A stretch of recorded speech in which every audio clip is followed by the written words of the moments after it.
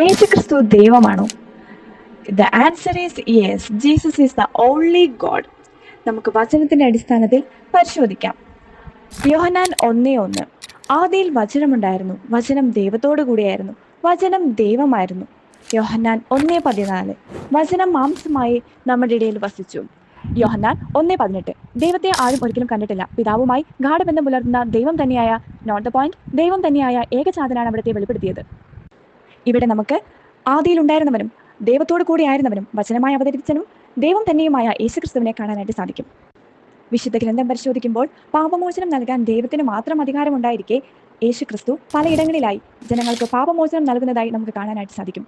അതേപോലെ തന്നെ നീ നിന്റെ ദൈവമായ കർത്താവിനെ മാത്രമേ പൂജിക്കാവൂ എന്ന് ലൂക്ക 4:8 പറയുമ്പോഴും യേശു പലയിടങ്ങളിലായി ആരാധന സ്വീകരിക്കുന്നത് നമുക്ക് കാണാനായിട്ട് സാധിക്കും.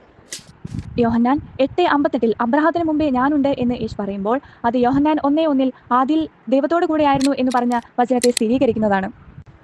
പഴയ നിയമത്തിൽ മോശ അങ്ങയുടെ നാമം എന്താണ് എന്ന് ചോദിക്കുമ്പോൾ ഞാൻ തന്നെ എന്നാണ് ദൈവം അവിടുന്ന് വെളിപ്പെടുത്തിയത്.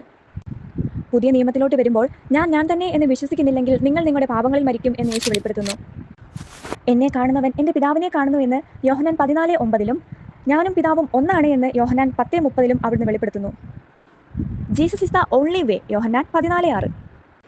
അതുപോലെ തന്നെ വെളിപാട് പുസ്തകത്തിലേക്ക് വരുമ്പോൾ ഞാൻ ആൽഫയും ഒമേഗയുമാണ്, ആദ്യവും അന്തവും എന്ന് അവിടുന്ന് വെളിപ്പെടുത്തുന്നു. ഇങ്ങനെ അനേകം വചനങ്ങളിലൂടെ യേശുക്രിസ്തു ദൈവമാണെന്ന് നമുക്ക് കണ്ടെത്താനായിട്ട് സാധിക്കും. വചനം പറയുന്നു, യേശുക്രിസ്തു കർത്താവാണെന്ന് പരിശുദ്ധാത്മാവ് മുഖേന അല്ലാതെ നിങ്ങൾക്ക് പറയുവാൻ സാധിക്കുകയില്ല. ഈശോ അനുഗ്രഹിക്കട്ടെ.